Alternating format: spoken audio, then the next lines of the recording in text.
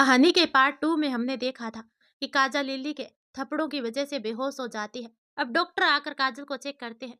वो थप्पड़ों के डर से बदहवास होकर बेहोश हो गई थी। उसे कुछ ताकत और विटामिन की गोलियां देकर डॉक्टर लौट जाता है। वो होश में आ जाती है और बिस्तर पर बैठती है। तभी सौर्य बोला, काजल, तुम लिली की बात का बुरा मत माना। वो ऐसी है, जो चीज उसे पसंद आती है वो पाकर ही रहती है। पर इस बार ऐसा नहीं हुआ, जिस कारण वो ऐसे बिहेव की। सूर्य शर्मिंदा होकर उसके सामने सर झुकाए खड़े था। तो काजल बोली, नहीं छोटे ठाकुर, आप क्यों शर्मिंदा है? मैं सब जानती हूँ, मैं ठीक हूँ। आप प्लीज अपने दिल में कोई परेशानी मत रखिए। काजल सूर्य को समझाती है। तभी ममता जी बोली, हाँ बेटा, तुझे क्यों बुरा लग रहा है? हम सब जानते हैं वो कैसी है। अपनी बात पूरा ना होता दे वो ऐसे ओछे इल्जाम और हरकतों पर उतर गई। और सबसे बड़ी बात की, जब वो काजल को मार रही थी तो उसके मम्मी पापा खड़े होकर तमाशा देख रहे थे। उसे रोकने की कोशिश तक नहीं की। ऐसी लड़की से भगवान ने मेरे घर को बचाया, उनका लाख लाख शुक्रिया है। ममता जी मन में भगवान को प्रणाम करती है और शौर्य से कहती है। वो भी सर हिलाकर इकरार करता है। तभी रितु बोली, कोई आज का दिन याद नहीं रखेगा और ना ही उस लिली को। मैं आज सबके लिए स्पेशल खाना बनाती हूँ और हम लोग खुशी मनाएंगे कि चलो बला टली। क्यों भैया, ठीक बोली ना मैं? रितु माहौल को हल्का करने के लिए बोली। तो शौर्य कहता है, हाँ जरूर मेरी छोटी सी बहन। चल, तब तो मेरी पसंद के आलू के पराठे, माँ की पसंद की खीर और काजल की पसंद का पनीर चिल्ली सब बनवा देती हूँ। शौर्य उसके सामने फरमाइश रखता है। तो रितु कहती है, हाँ सब हो जाएगा 1 डेढ़ घंटे में। चल काजल, मेरी हेल्प कर। वो उसे अपने साथ ले जाना चाहती थी ताकि वो उदासियों से निकल सके। तभी शौर्य बोला, हाँ हाँ जल्दी करना, बहुत जोरों की भूख लगी है। चलो लग जाओ सब काम पर। अब शौर्य उन दोनों को वहां से भगा कर ही दम लेता है। दोनों शीतल को सब कुछ समझाकर अपने कमरे की तरफ आती है। रितु काजल के कमरे में साथ जाती है और उसके कपड़े निकालकर उसे फ्रेश होने बाथरूम भेजती है। अब काजल बाथरूम से आकर बैठती है तो रितु उसके बाल बांधने लगती है और कहती है, देख काजल, तू अपना दिल छोटा मत कर। वो लड़की हमारे बारे में कुछ नहीं जानती। उसके दिल में जो आया वो बकती चली जाती है। उसके कारण हम लोग क्यों उदास रहे? जो होना था हो गया। अब उसे भूल और खुश रहो। काजल का उतरा चेहरा देख वो समझाने लगी थी। तभी वो अचानक ही रोना शुरू कर देती है और कहती है, रितु, लिली ने कैसे कह दिया? छोटे ठाकुर मेरी वजह से उससे शादी नहीं करना चाहता। उसे ऐसा क्यों लग रहा है कि मैं छोटे ठाकुर से शादी करना चाहती हूँ? रितु, तू तो जानती है ना मुझे, छोटे ठाकुर मेरे लिए भगवान की तरह है।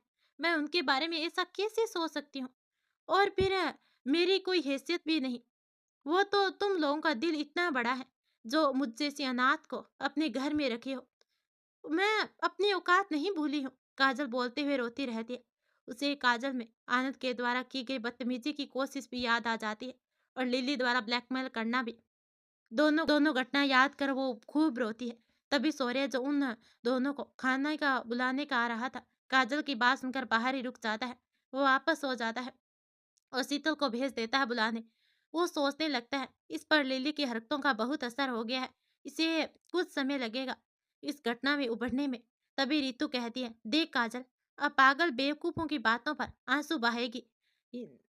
देख काजल, अब पागल बेवकूफ की बातों पर आंसू बहाएगी ना? ना तो तुझे मैं थप्पड़ दूंगी। तुझे किसने कहा कि ये तेरा घर नहीं है? हम लोगों ने तुझ पर एहसान किया है। तू उस पागल के कारण मेरा दिल मत दुखा। तू तो जानती है हम सब तुझे कितना प्यार करते हैं। देख काजल, ऐसा मत बोलना फिर। मुझे बहुत दुख हो रहा है और तू रोना बंद कर, वरना मैं भी रोना शुरू कर दूंगी। वो उसे अपने गले से लगा लेती है और समझाते हुए कहती है। तो काजल चुप हो जाती है और उनसे सॉरी बोलती है।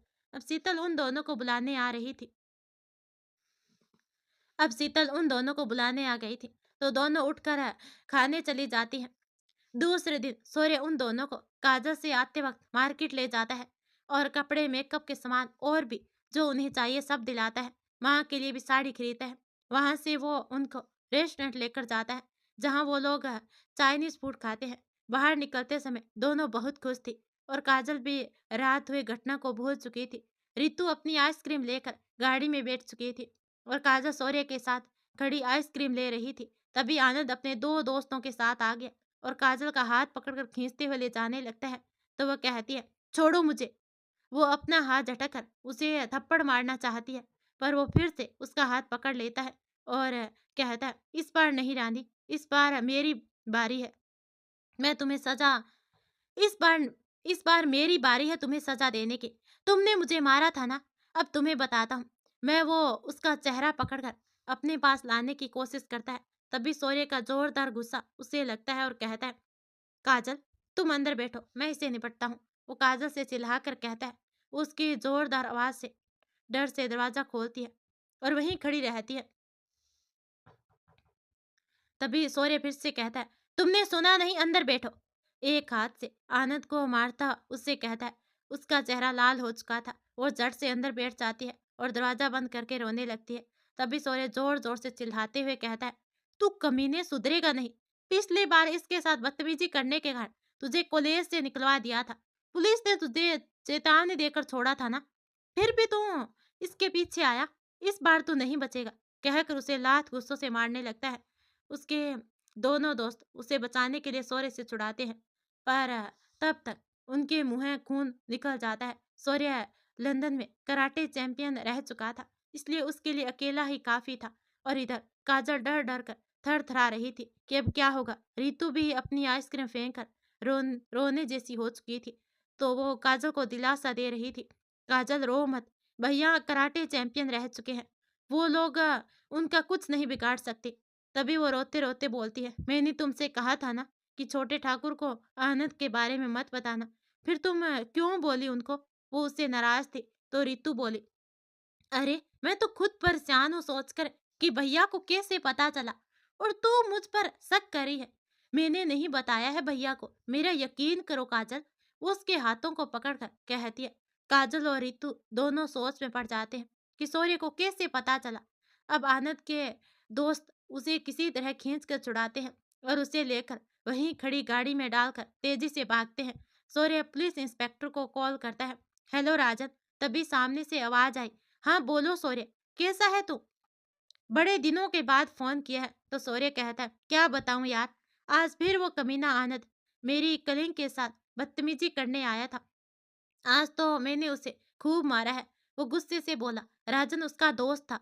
तभी राजन कहता है, "अरे यार, मुझे फोन क्यों नहीं किया? मैं तो हूं ना।" तभी शौर्य कहता है, "हाँ पता है तू है, पर क्या करता, वो काजल को खींच कर ले जाना चाहता था इसलिए।" तो राजन कहता है, "ओके, किधर निकला है वो? आज मैं उसे लॉकअप में डाल ही देता हूँ।" राजन अपनी गाड़ी की चाबी उठाते हुए कहता है। शौर्य उसे आनंद जिस तरह भाग गया था वो रूट बता देता है। तभी राजन कहता है, "ओके, तू अभी घर जा, मैं तुमसे बाद में मिलता हूँ।" ये कहकर वो फोन काटता है। शौर्य भी गाड़ी में आकर बैठता है और घर की तरफ चल देता है। वो हवेली आकर अपने कमरे में गुस्से से बिस्तर पर लेटे था, जब काजल और रितु उसके दरवाजे पर दस्तक देती है। वो दोनों रूमी और मोनी से फोन करके पूछ चुकी थी और दोनों ही मना कर चुकी थी कि उन्होंने शौर्य को कुछ नहीं कहा। अब वो दोनों उसके दरवाजे पर खड़ी थी। तभी शौर्य कहता है, "कुछ काम है मुझसे?" तो वो दोनों एक साथ ही हाँ बोलती है। वो हाथ के इशारे से बुलाता है। दोनों आकर खड़ी हो जाती है, तो शौर्य बैठने को कहता है, पर वो दोनों खड़ी रहती है। तभी एक आवाज आती है, "छोटे ठाकुर, आपको आनंद के बारे में कैसे पता चला?" काजल सर नीचे की ओर उससे पूछती है। रितु डरी हुई थी कि अब भैया क्या करेंगे। शौर्य उससे देखता है और कहता है, "ये बात तुम्हें आज जाने की जरूरत क्यों पड़ी?" गुस्से से बोलता है, "तुम लोग इतनी बड़ी बात हो गई और मुझसे छुपा कर चुप बैठी थी।" तभी रिया कहती है, "गलती हो गई भैया, सॉरी।" काजल को बुरा लग रहा था और वो आनंद के डर से आपको नहीं बोली थी, पर आपको कैसे पता चला? वो माफी मांगते हुए कहती है। उसके दोस्त आपस में मजा ले लेकर काजल और आनंद की बातें कर रहे थे। मैंने सब सुना तो बर्दाश्त नहीं कर पाया और उन दोनों को पीट कर सारी बातें गुलवा ली। फिर अपने इंस्पेक्टर दोस्त राजन की हेल्प लेकर उसे पकड़कर थाने ले गया। उसके पिता को फोन किया और बुलाया। सारी बातें जानकर वो मुझसे माफी मांगने लगे, पर आनंद वैसे ही अकड़ रहा था। पर राजन के जेल में डाल देने की बात सुनकर डर गया और मुझसे माफी मांगने लगा। तब मैंने उसके पिता को कहकर उसे कॉलेज से निकलवा कर बाहर भेज दिया था, पर आज वो फिर ना जाने कैसे आ गया। राजन उसे इस बार नहीं छोड़ेगा, पकड़कर जेल के सलाखों के पीछे डाल देगा। वो पूरी बात बताता है। तभी काजल कहती है, मुझे माफ़ कर दीजिए, मैं डर गई थी। आप जहाँ जाएँगे तो उसको कुछ कीजिएगा और वो आपको नुकसान पहुँचा सकता है, यही सोचकर मैंने इन चारों को मना कर दिया था। वो दौड़ती हुई शौर्य के पैर पकड़कर रोते हुए बोलती है। शौर्य उठकर खड़ा हो जाता है और कहता है, "अरे ये क्या कर रही हो? छोड़ो मेरा पैर।" कहकर उसे कंधों से पकड़कर उठाता है और कहता है, "देखो, देखो काजल, मैं तुम्हारा वो शुभचिंतक हूँ, जिसे तुम्हारे पिता ने तुम्हारी ज़िम्मेदारी दी है। तो कोई भी बात हो, प्लीज़ मुझे बताया करो, वरना तुम कभी मुसीबत में फँस जाओगी। मेरी चिंता तुम मत किया करो, मुझे कुछ नहीं होगा।" उसे समझाता है। वो रोते हुए सर हिलाकर हाँ कहती है, तो शौर्य कहता है, "अब तुम वादा करो, आज के बाद कोई भी बात मुझसे नहीं छुपाओगे।" वो उससे कसम ले रहा था। तभी काजल बोली, "हाँ छोटे ठाकुर, आज के बाद आपसे कोई बात नहीं छुपाएंगे, वादा है।" वो सिसक रही थी, तो शौर्य कहता है, "ठीक है, अब तुम रोना बंद करो और जाकर दोनों सो जाओ। कल मुझे बहुत काम है और तुम दोनों को भी कॉलेज जाना है।" वो दोनों जा रही थी। तभी शौर्य का फोन बजता है। "हेलो, हाँ राजन, पकड़ में आया वो?" वो दोनों बाहर निकलते हुए रुक गई थी शौर्य की बात सुनकर। तभी राजन कहता है, "क्या बताऊं यार, मैं उसका पीछा कर रहा था। जब उसकी कार ट्रक के नीचे आ गई और उसके दोनों साथी वहीं दम तोड़ गए और वो हॉस्पिटल में भर्ती है। बहुत ही सीरियस हालत है उसकी। वो कोमा में चला गया है।" राजन उसे बताता है। तभी शौर्य गुस्से में कहता है, "चलो ठीक ही हुआ। जैसी करनी वैसी बढ़नी। उसके साथ ऐसा ही होना चाहिए था।" तो राजन कहता है, "हाँ, कह तो कुछ-कुछ ठीक ही रहा है। ओके, अब मैं हॉस्पिटल से निकलता हूँ। रवि रूबी मेरा इंतज़ार कर रही होगी। वो अपनी पत्नी के पास जल्दी जाना चाहता था। उसकी शादी का 1 साल हो चुका था।" तभी शौर्य बोला, "हाँ, हाँ, जल्दी जा, वरना मारेगी।" कहकर हँसता है। तो राजन कहता है, "अच्छा बेटा, जब तेरी वाली आएगी ना, तब तुझसे यही कहूँगा। ओके, फ़ोन रखता हूँ, बाय।" अब वो दोनों बाहर से ये सुनकर खुश हो जाती है। अब लंबी सांस लेते हुए वहाँ से निकल जाती है। काजल को आनंद के बारे में सुनकर अच्छा नहीं लगता, फिर भी वो टेंशन से निकल चुकी थी। अब अगले दिन उन दोनों को शौर्य कॉलेज छोड़ने गया। जब गेट पर ही रूमी खड़ी दिखी, उसे देखकर बहुत खुश होती है। गाड़ी रुकते ही वो काजल से मिलने आती है और तीनों बातचीत करने लगती है। शौर्य उसकी ओर देखकर मुस्कुराता है। उसकी भी नजरें शौर्य पर टिकी थी। वो मुस्कुरा देती है। शौर्य के होठों पर गुनगुनाहट आ जाती है। वो उन लोगों को बाय बोलकर चला जाता है। कुछ देर के बाद मोनी भी आ जाती है और दोनों काजल और रितु से रात हुए घटना के बारे में पूछने लगते हैं। रितु पूरी बात बताती है। आनंद की वजह से लड़कियों में अजीब सी दहशत फैली रहती है। वो एक तरफ से सबको परेशान करता था और जिद्दी ओछी बातें करता था। उसकी गंदी बातों का शिकायत कोई करती भी नहीं थी, तो कुछ नहीं हो पाता, क्योंकि वो अपने पापा की बदौलत बच जाता था। उल्टे उस लड़की को भी चेतावनी मिल जाती थी कि किसी पर इल्जाम लगाने से पहले सोच लिया करो। अब ऐसा नहीं होने वाला था। जानकर वो दोनों भी खुश हो जाती है। वो लोग बातें करते हुए अपने अपने सेक्शन की ओर बढ़ते हैं। समय धीरे धीरे बीतने लगता है। उन दोनों की पढ़ाई जारी है। साथ ही शौर्य और उम्मी का आंखों ही आंखों में पसंदीदी भी उन तीनों को पता चल चुकी थी। पर वो तीनों चुपचाप उनका मजा ले रही थी। वो चारों अपने प्रथम वर्ष की परीक्षाओं में अच्छे नंबर लाई थी। अब उनकी द्वितीय वर्ष की पढ़ाई जारी थी। इन्हीं दिनों रितु के शादी के प्रति एक रिश्ता आता है, जिसे शौर्य अनदेखा करता है, क्योंकि वो उसकी पढ़ाई पूरी करवाना चाहता था। पर ममता जी चाह रही थी कि ये शादी कर ले, क्योंकि लड़का सरकारी नौकरी में था। साथ ही उसका घराना भी अच्छा था।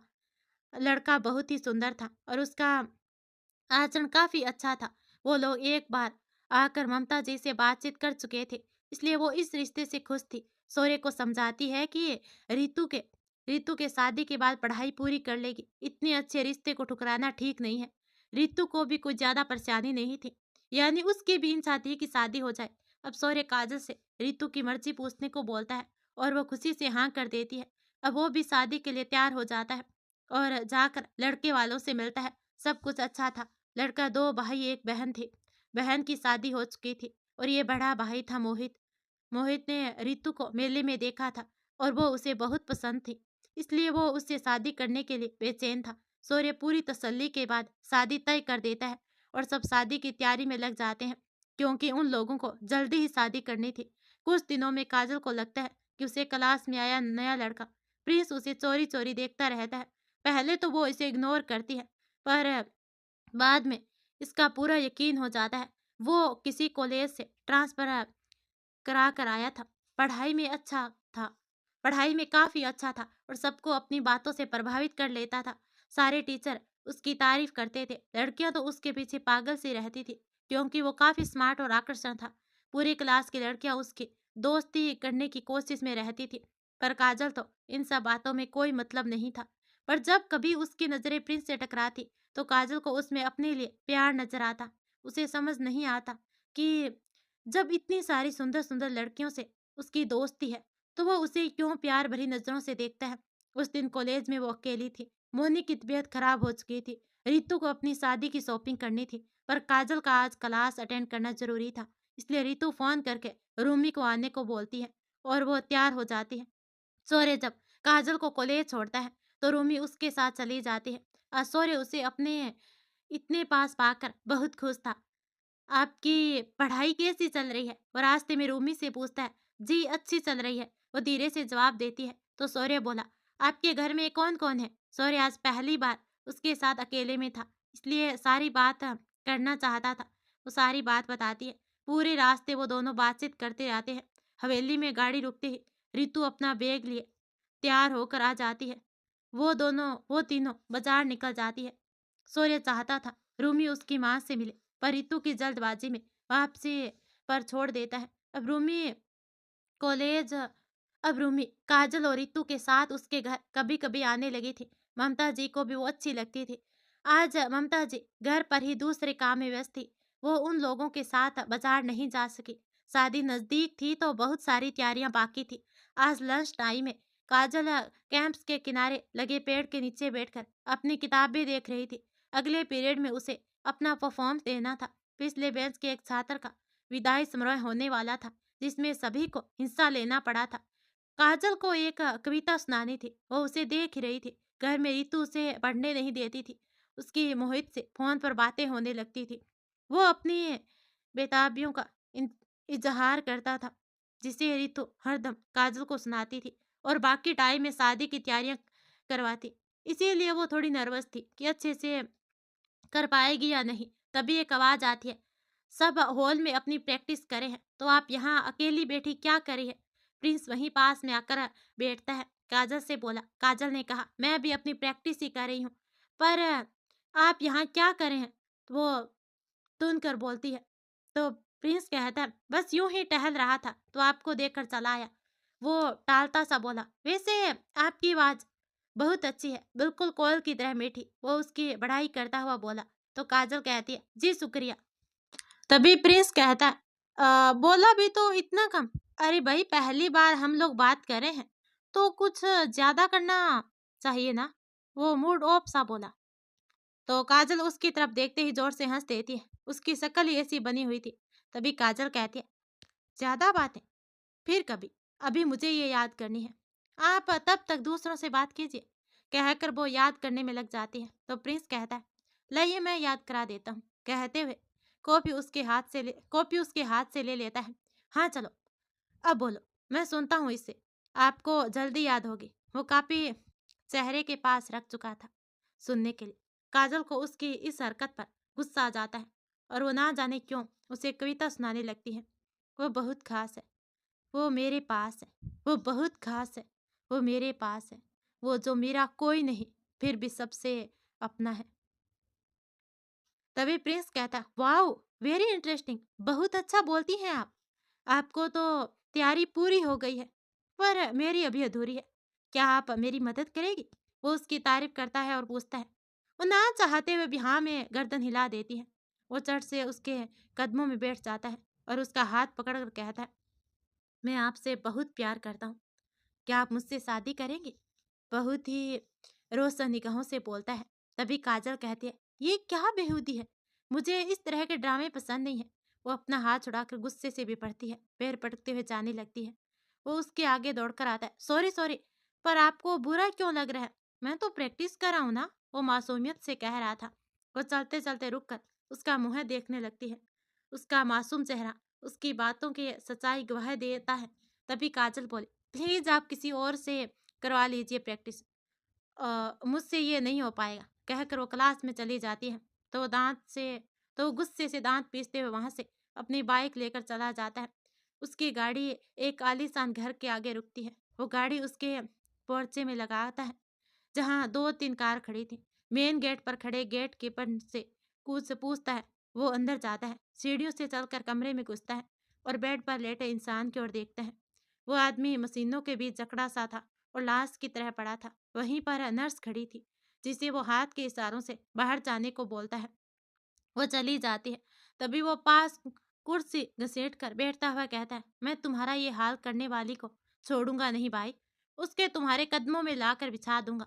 वो खुद को समझती क्या है, उसकी बर्बादी पर वो सूर्य प्रताप आठ आठ आंसू बहेगा, फिर भी उसे मेरे चंगों से बचा नहीं सकेगा। उसका सरपस्त बना बैठा है ना, उसकी अक्ल ठिकाने लगा दूंगा। जाल फेंकना शुरू कर चुका हूँ, आज ना कल तो फंस ही जाएगी। अब बचा वो राजन, उसकी बीवी को तो मैंने मरवा दिया है और वो खुद अभी छोटी ही बेटी को लेकर दुखों के समंदर में गोते लगा रहा है। अब इस काजल की बारी है, कहते हुए उसके ऊपर लेट कर रोने लगता है। वो आना था जो 9-10 महीनों से कोमा में था। उस रात एक्सीडेंट में उसकी ये स्थिति हो गई थी। उसका छोटा भाई प्रिंस जो विदेश में पढ़ता था, जब पढ़ाई पूरी करके आता है तो अपने बड़े भाई की ये हालत देखकर गुस्से से आग बन जाता है। उसके पिता उसे शौर्य की गलती बताते हैं। वो कॉलेज के निर्माणकर्ता का बेटा जाकर लड़की के लिए तुम्हारे भाई के का ये हालत कर दिया। पूरे कॉलेज में उसकी ही बात चलती है। वो जो बोलता है वही होता है। इसलिए आज तुम्हारा भाई बिस्तर पर लेटा है और यो दुनिया की खुशियों का मजा ले रहा है। वो उसे भड़काकर आनंद का बदला शौर्य से लेना चाहते थे। प्रिंस गुस्से से पागल होकर शौर्य को मारने चाहता था, पर उसके पिता उसे होशियारी से काम लेने को बोलते हैं ताकि ताकि सांप भी मर जाए और लाठी भी ना टूटे। प्रिंस डॉक्टर से मिलकर उसका इलाज करवाता है, पर कोई भी सुधार उसमें नहीं हो पा रहा था। वो दिन ब दिन आग में जलने लगता है। आज रितु के होने वाले ससुराल से शादी का शगुन का सामान आया था, जिससे वो बहुत खुश थी। मोहित ने सारी मार्केटिंग रितु के साथ जाकर की थी। वो उसे अपने घर भी ले गया था और माँ और भाई से मिला कर लाया था। रितु भी सबसे मिलकर बहुत अच्छा महसूस कर रही थी। उसे अपने ससुराल के लोग बहुत पसंद आए थे। काजल को रितु की खुशी बहुत अच्छी लगती है। वो पूरे दिल से उसके खुशियों की दुआ करती है। पूरे सगाई का इंतजाम वो अपने हाथों में ले चुकी थी और सारी जिम्मेदारियों से सगाई हो चुकी थी। मोहित को शादी की जल्दी थी, इसलिए सब कुछ जल्दी जल्दी हो रहा था। सूर्य काजल और रितु के साथ बाजार के चक्कर लगाकर थक चुका था, पर उसके चेहरे पर बहन की शादी की खुशी झलक रही थी।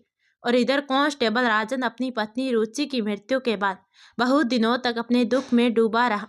उसके अंदर जीने की इच्छा खत्म हो चुकी थी, पर 3 महीने की बेटी के कारण उसे जीना था और अपने प्यार की निशानी को पाल पोस कर बड़ा करना था।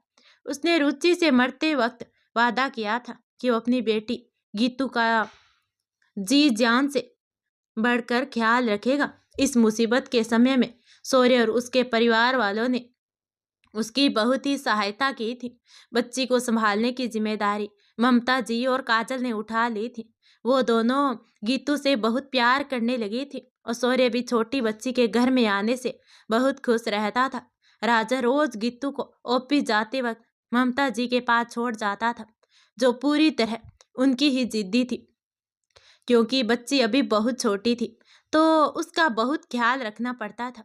रात को घर जाते वक्त अपने साथ ले जाता था। राजन भी रितु की शादी में अपनी पूरी मदद कर रहा था, क्योंकि उसे ऑफिस भी जाना होता था तो वह शाम को ही आ जाता था। पर आते ही सब काम में शौर्य और काजल की मदद करता था। गीतू अब 5 महीने की हो गई थी।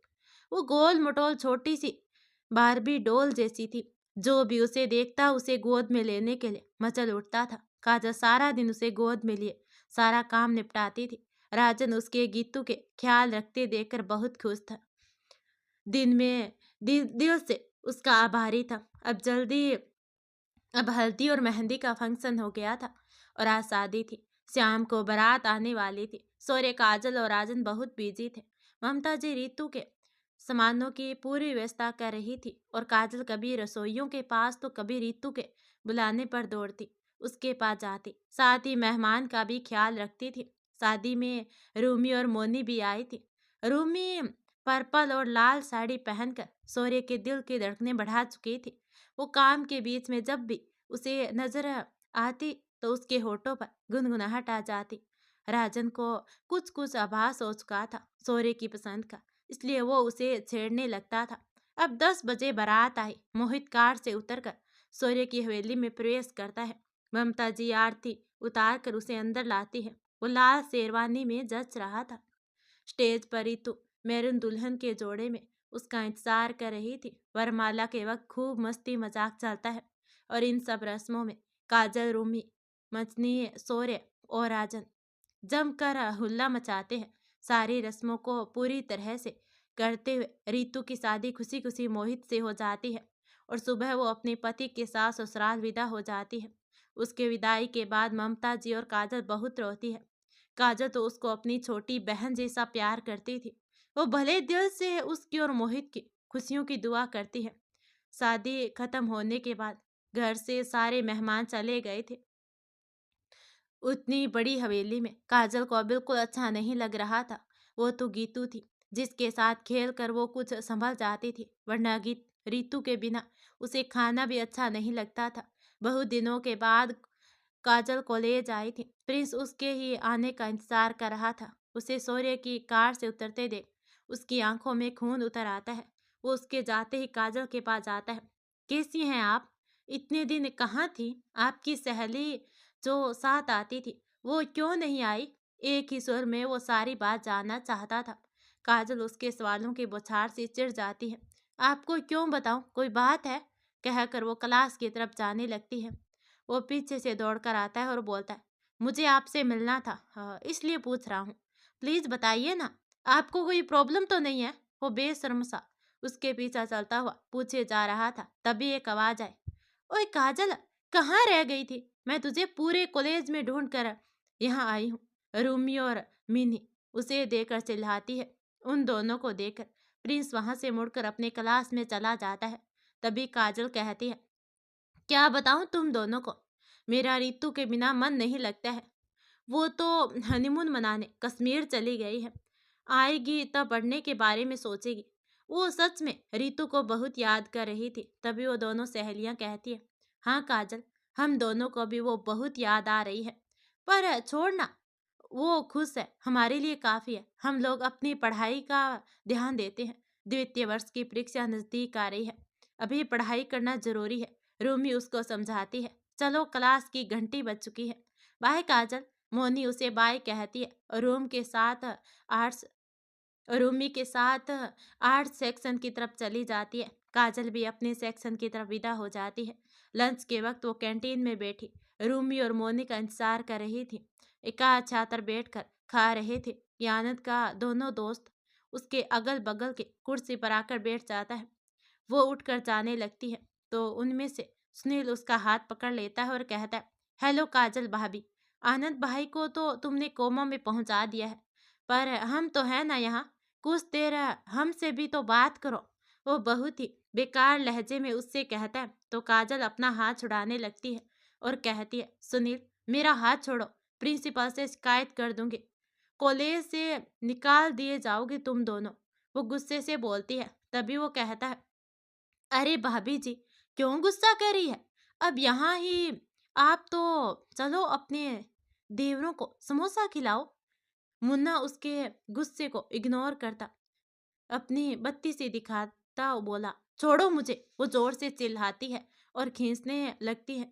अनिल की मजबूत पकड़ को वो छुड़ा नहीं पा रही थी। वो दोनों उसकी बेबसी पर ठहाका लगा रहे थे। आंसू उसकी आंखों से निकलकर गालों पर बह रहे थे। तभी प्रिंस आता है, स्नेल को एक थप्पड़ खींच कर मारता है और उसका हाथ छुड़ाता है। वो दोनों उठ खड़े होते हैं। स्नेल अपना चेहरा सहलाने लगता है और कहता है, तुम्हारी हिम्मत कैसे हुई इसका हाथ पकड़ने की? गुस्से से वो लाल भभूका हो रहा था। आज तुम दोनों को बताता हूँ कि मैं किसी लड़की का हाथ पकड़ने का क्या अंजाम होता है। कहते हुए दोनों को थप्पड़ मारने लगता है। अब सब धीरे धीरे वहां जुटने लगते हैं। रूमी और मोनी भी आ जाते हैं। वो दोनों उसे सारी बात जानकर उसे चुप कराती है और आंसू पोंछती है। तभी एक आवाज आती है, नहीं नहीं, माफ माफ कर दो प्रिंस, अब ऐसी गलती नहीं होगी। आज के बाद किसी लड़की को नहीं छेड़ूंगा। अनिल और मुन्ना एक स्वर में रोते हुए चिल्ला रहे थे। तभी प्रिंस कहता है, चल काजल से माफी मांग और प्रॉमिस कर कि आज के बाद किसी लड़की की तरफ गलत नजरों से नहीं देखेगा। वो रुकते रुकते भी 3-4 तमाचे उन दोनों के गाल पर देता है। तभी वो दोनों लड़के बोले, काजल हमें माफ कर दो, अब हम तुम्हें कभी परेशान नहीं करेंगे। दोनों उसके पैरों में पड़े रो रहे थे। वो हिकारत भरी नजरों से उन दोनों को देखती है और कहती है, दोनों भागो यहाँ से अभी के अभी। कहकर प्रिंस को धन्यवाद कहती है। आपका बहुत बहुत धन्यवाद प्रिंस। और रूमी मोनी के साथ गेम्स में जाकर बैठती है। तभी रूमी कहती है, छोड़ ना काजल, कॉलेज में ऐसी घटना कोई बड़ी बात नहीं है। हर रोज का ये ड्रामा है लुच्चों लफंगों का। वो लोग तो ऐसे ही है।